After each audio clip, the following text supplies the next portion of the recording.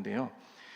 기독교에 대한 반감을 가진 사람들의 이야기를 들어보면 기독교의 배타성에 대한 불편함을 지적하는 사람들이 있습니다. 한마디로 왜 기독교의 하나님만 유일한 신이냐?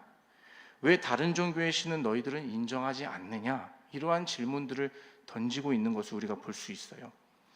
이러한 질문들을 하면서 기독교를 배타적이다, 편협하다, 이기적이다, 이러한 부정적으로 생각하고 평가하는 것들을 얘기하는 것을 우리가 쉽게 볼 수 있다는 것이죠. 이런 어떤 사람들의 여론의 영향으로 인한 것인지는 모르겠으나 몇몇 이 카톨릭 사제들은 그래서 불교나 다른 종교와의 교류를 활발히 하면서 서로를 인정해주고 존중하는 모습을 보여주기도 합니다. 불교의 스님이 카톨릭의 성당에서 강론을 펼친다거나 혹은 카톨릭의 사제가 불교의 법당에서 이 강론을 펼치는 어떤 이 강단의 교류를 자기 종교들끼리 하는 걸 우리가 보기도 하잖아요. 이런 모습을 보고 많은 사람들이 종교가 하나 되는 모습이 보기에 좋다, 서로를 존중하고 인정하는 것이 성숙한 종교의 모습이다라는 어떤 많은 긍정적인 반응들을 보이는 것이 사실입니다. 물론 우리가 표면적으로 보았을 때는 서로를 존중하고 인정하는 것이 보기 좋아 보입니다. 서로 싸우는 것을 보고 좋아할 사람은 없듯이 서로를 존중하고 인정하면서 너네 신도 신이고 우리 신도 신이야, 이렇게 화목하게 지내는 이런 것을 보고 싫어할 사람은 많이 없는 것 같아요. 그런데 문제는 다른 종교를 존중하고 인정한다는 명목하에 다른 종교에도 구원이 있다고, 예수를 믿지 않아도 구원을 받을 수 있다고 가르치는 카톨릭 사제와 신부들이 있다라는 것이에요. 어떤 카톨릭 신부는 신자들을 놓고 강론을 펼치는데, 여러분 유튜브에 그분 강의가 많이 있더라고요. 우리 지난번에 한번 우리 담임 목사님도 그 얘기를 한번 나눠주셨는데, 그분의 그 신부님의 그 강론을 사람들이 많이 찾아보더라고요. 많은 사람들이 그 신부님의 강론을 좋아합니다. 재밌고 우리 삶에 되게 밀접한 얘기들을 많이 하시더라고요. 그런데 그 강론의 핵심은 구원의 길이 오직 예수만은 아니다, 이런 말을 해요. 이 땅에서의 착한 일 많이 하고 선을 행하면 예수를 믿지 않아도 구원받을 수 있다, 이렇게 가르치고 강론을 펼치고 있다는 것이에요. 법 없이도 사는 다른 종교인들의 선행을 보면서 그들도 구원을 받을 수 있다고 가르치고 있다는 것입니다. 사도행전 4장 12절에 이렇게 말씀하고 있어요. 다른 이로서는 구원을 받을 수 없나니 천하 사람 중에 구원을 받을 만한 다른 이름을 우리에게 주신 일이 없음이라 하였더라. 여러분 아멘이십니까? 우리에게 예수 말고는 다른 구원의 이름을 주신 적이 없으세요. 하나님의 말씀을 정면으로 반박하는 주장들을 이 카톨릭이나 다른 종교들은 하고 있다는 것이죠. 물론 세상의 사람들은 종교가 서로 존중하고 서로 인정해주는 그 모습을 보면서 보기 좋다, 아름답다 라고 얘기할 수는 있으나, 아무리 세상이 뭐라 해도 우리 하나님의 진리의 말씀은 결코 변하지 않는 것입니다. 시대가 바뀌고 문화가 바뀐다고 예수만이 구원의 유일한 길이라는 것은 변하지 않는다는 것이에요. 그게 진리의 말씀 아니겠습니까, 여러분? 구약 성경을 통해 역사적 관점으로 이 구약의 말씀들을 살펴보면 이스라엘 주변의 수많은 나라들마다 각자 자신들이 섬기는 신들이 있었다는 것을 알 수가 있습니다. 그리고 그 나라와 나라의 전쟁은 단순히 그 나라가 가지고 있는 힘과 힘의 대결이 아니라 곧 그들이 믿는 신과 신의 전쟁으로 그때 당시에 인식이 되었어요. 예를 들면 이스라엘과 블레셋의 전쟁이라고 한다면 그것은 이스라엘이 섬기는 여호와 하나님과 블레셋이 섬기는 이 다곤과의 전쟁이고, 그 전쟁에서 이긴 신이 진짜 신이다, 더 강하다라는 그러한 의미들을 내포하고 있다는 것이죠. 이처럼 나라마다 그들의 섬기는 신이 있었다는 것을 우리는 구약의 성경을 통하여 너무나도 잘 알고 있다는 것입니다. 그런데 하나님께서는 이 말씀을 통하여서 계속 우리에게 보여주시고 말씀하시고 귀에 못이 박히도록 잔소리처럼, 엄마가 아이들에게 하는 잔소리처럼, 잔소리는 아니지만 주님의 말씀이 그런 비슷한 맥락으로 계속 끊임없이 하시는 말씀이 무엇이냐면 바로 여호와 하나님만이 참신, true God이라고 말씀하고 있다는 것이에요. 여호와 하나님의 관점에서는 다른 이방의 신은 신이 아니라 인간이 만들어낸 우상이며 인간과 같은 하나의 창조물이라는 것이에요. 그래서 기독교는 여호와 하나님만 유일한 하나님이시다라는 유일신 신앙을 갖고 있는 것이죠. 이것이 성경이 말씀하는 진리인 것입니다. 다른 종교에 대한 배려가 없어서가 아닙니다. 다른 종교를 무시하고 폄훼해서 그런 것이 아닙니다. 성경의 진리가 그렇게 말씀하시기 때문입니다. 우리는 이 진리를 어떤 세상의 다른 가치와도 바꿀 수 없는 것이죠. 이것 바꾸면 다 주는 것이에요. 마음 뺏기면 다 빼앗긴 것이잖아요. 이 진리를 빼앗기면 다른 종교 비교할 수 똑같다라는 것이에요. 그러나 이 세상 사람들은 이런 기독교의 진리를 수호하고자 하는 이 모습을 보고 앞에도 말씀드렸던 것처럼 그들은 이기적이야, 배타적이야, 자기들밖에 몰라, 이렇게 평가하면서 폄훼하고 있는 것이죠. 그것은 그들이 창조자 하나님과 창조물인 우리 사람의 관계를 잘 이해하지 못하기 때문이라고 생각을 합니다. 하나님과의 깊은 관계가 뭔지를 모르니까 그들이 생각하는 종교라는 것을, 기독교의 그 하나님을 자신들이 생각하는 종교의 관점에서만 보니 창조자 하나님과의 밀접한 관계, 친밀한 관계라는 것을 이해할 수가 없는 것이에요. 이 성경의 말씀은 우리에게 하나님과 우리의 관계를 여러 가지 많은 것들로 설명해주고 비유하고 계시는데요. 특히 우리가 잘 알고 있는 것이 아버지와 자녀의 관계, 주권자와 백성의 관계, 이런 관계들로 성경은 우리와 하나님의 관계를 설명하기도 하지만 구약 성경에 보시면 또 한 가지 우리와 하나님의 관계를 설명하는 아주 중요한 그 관계성은 무엇이냐면 바로 신랑과 신부의 관계입니다.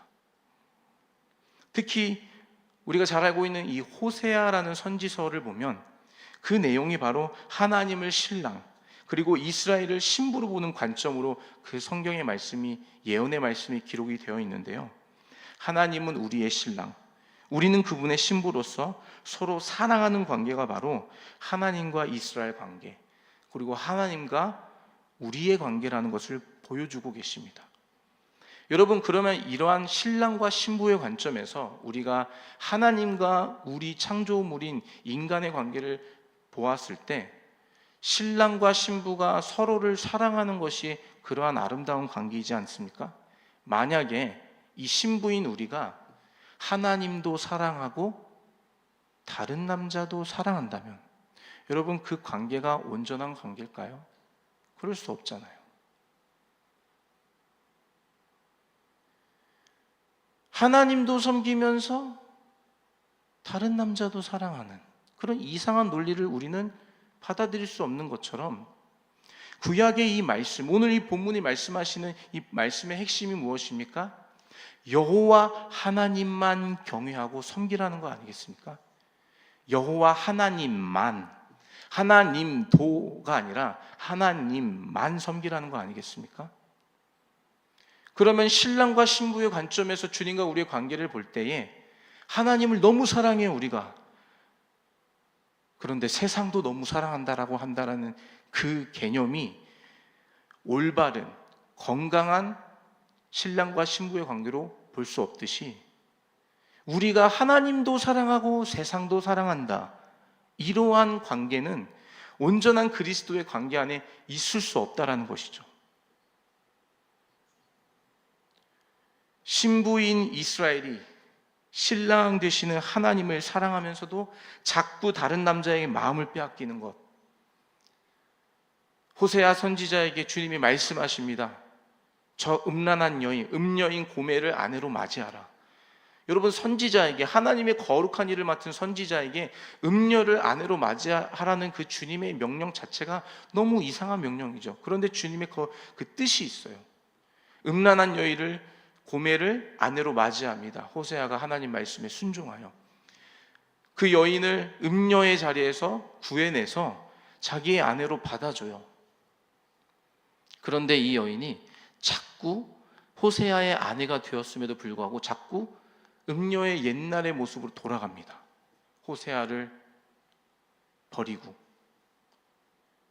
호세아가 주님 앞에 호소해요. 주님이 또 말씀하세요. 그녀를 다시 데리고 오라. 호세아가 마음이 무너지는 심정으로 얼마나 마음이 답답하고 안타까운 마음이 있었겠습니까? 그런데 주님의 말씀이니 또 순종하고 그 음녀를 음녀의 자리에서 다시 데리고 와요. 다시 받아줍니다. 고멜이 그런데 또 음녀의 삶으로 다시 돌아가요. 그거를 반복하는 가운데 주님이 이스라엘을 향한 주님의 마음이 이러하다라는 것을 호세아 선지자에게 그 음녀인 고멜을 찾아가고 다시 받아들이는 그 과정을 통하여서 알게 하시는 것이에요. 하나님은 한결같이 이스라엘을 사랑하시고 그를 보호하시고 그 약속을 신실하게 지키시는 그 신실함을 가지고 계시는데, 이스라엘은 하나님을 사랑했다가 세상도 사랑하고 다곤신도 섬겼다가 바알도 섬겼다가 온갖 우상의 죄를 범하고 있다는 것이에요. 그럼에도 불구하고 주님은 여전히 이스라엘을 찾아가 주시고 기회를 주시며 다시 한번 사랑의 관계로 이끌어 오시는 그 주님의 마음을 그 음녀인 고멜을 통하여서 호세아 선지자에게 알게 하시는 내용이 바로 호세아 선지자의 내용이에요.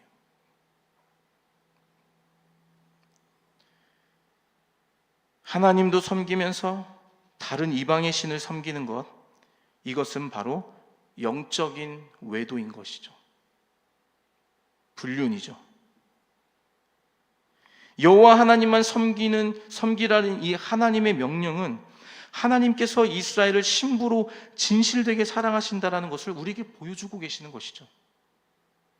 그러나 신부된 이스라엘, 신부된 우리는 어려울 때, 힘들 때, 괴로울 때는 주님 앞에 나아가 주님 도와주세요 하지만, 또 우리의 삶이 조금만 평안해지고 또 우리의 삶에 안정을 찾으면 금세 우리의 마음이 주님께로가 아닌 다른 것에 마음을 뺏기는 그런 영적인 외도와 불륜을 저지르고 있을 수 있다라는 것이죠.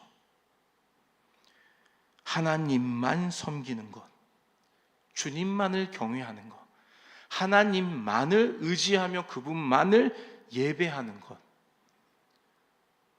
그 부르심과 그 명령 앞에 저와 여러분이 우리의 삶을 주님께 맡겨드리며 그렇게 신실하게 나아가야 된다는 것입니다. 오늘 우리가 뮤지컬 보러 가잖아요. 다니엘에 대한 이 뮤지컬.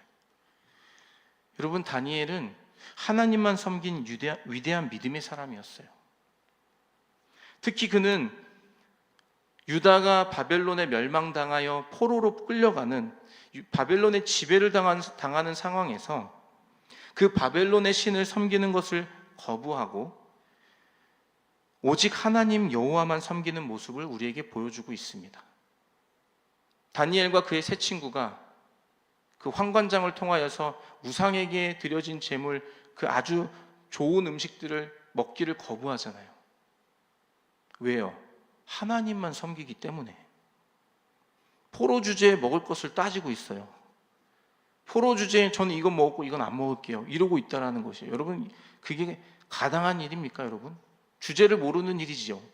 그런데 다니엘과 세 친구는 오직 하나님만 섬긴다라는 그 믿음, 그 유일신의 그 믿음이, 유일신 사상의 믿음이 있었기 때문에 감히 포로 주제, 그 왕의 진상에서 내려오는 그 아주 좋은 음식들을 거부합니다. 왜요? 우상에게 바쳐진 제물이라 먹을 수 없다 이거예요. 다니엘서를 보시면 여러분, 다니엘이 바벨론에 이제 총리까지 올라가죠. 그런데 그 왕권이 4번이나 바뀌어요. 4번이나 바뀌는 가운데서도 그가 계속해서 나라의 총리 역할을 감당하게 돼요. 처음에는 바벨론의 느부갓네살 왕 때 그가 포로로 잡혀가게 됩니다. 그리고 바벨론의 벨사사 왕 때도, 왕권이 바뀔 때도 그가 계속 총리로 그 자리에 있어요. 바벨론이 메데라는 나라에 침략을 당하여 이제 멸망을 당해요. 메대의 다리오라는 왕이 또 모든 이스라엘과 그 지역을 점령하게 돼요. 그때에도 다니엘은 여호와 하나님 섬기면서 그 자리에, 총리의 자리로 그 일을 감당하게 됩니다. 나중에 이 메대가 또 바사라는, 지금 말로는 페르시아라는 또 강대국에 의해서 멸망을 당해요. 그때 당시 왕이 고레스라는 왕이죠. 그럴 때에도 여전히 다니엘은 나라의 총리로 하나님 섬기면서 그 자리를 지키고 있다는 것을 보면서 하나님만 경외하는 자에게 주시는 하나님의 형통을 우리가 또한 볼 수 있는 것이죠. 다니엘을 통해서요. 나라가 바뀌고 왕권이 4번이나 바뀌어도 다니엘의 믿음은 흔들리지 않습니다. 하나님만 경외하며 섬기는 것. 그로 인해서 다니엘이 사자굴에도 들어가는 것이잖아요. 하나님만 섬긴다라는 그 믿음 때문에 고통을 받고 핍박을 당하고 박해를 받음에도 불구하고 그는 그 믿음을 결코 다른 것과 바꾸지 않는다라는 것이에요. 그런 믿음이 있었기에 여러분, 다니엘을 우리가 말씀을 통하여 그 믿음이 대단하다, 우리도 다니엘처럼 그런 믿음의 사람이 돼야지, 이렇게 말할 수 있는 거 아니겠습니까, 여러분? 자신의 목숨과 안위를 생각했더라면 당연히 그 나라의 신을 따르고 경배해야 했지만 다니엘은 하나님 여호와만 참 하나님이라는 것을 굳게 믿었기 때문에 어떠한 힘과 어떠한 권력 앞에서도 자신의 신앙을 잃어버리지 않았다라는 것이죠.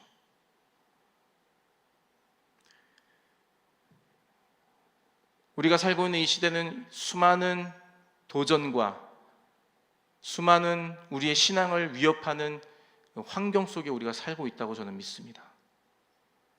그런 도전 앞에서 여러분, 하나님만 경외하며 그분만 의지하며 그분만 예배하는 저와 여러분의 참된 복된 신앙의 삶이 되시기를 주님의 이름으로 축복합니다. 여러분, 세상에 소망이 없어요. 주님만이 우리 유일한 구원의 길 되어 주십니다. 우리 눈에 보이는 현실은 우리를 위협하고 어쩌면 우리가 하나님을 선택한다라는 것으로 인해서 핍박당하고 어려움 당한다 할지라도 주님을 향한 그 믿음을, 고백을 주님께 드렸을 때에 하나님께서 우리의 삶을 신실하게 인도해 주시고 다니엘을 형통하게 하시고 다윗을 형통하게 하셨던 그 하나님께서 우리의 삶도 지켜주시고 형통케 하실 줄로 믿습니다. 그 하나님과의 깊은 관계 가운데로 나아가셔서 그 신랑 되신 주님만 사랑하고 또 주님의 그 사랑을 온전히 받아 누리는 참된 신부의 삶을 살아가는 저와 여러분 삶이 되시기를 주님의 이름으로 축복합니다. 아멘. 우리 같이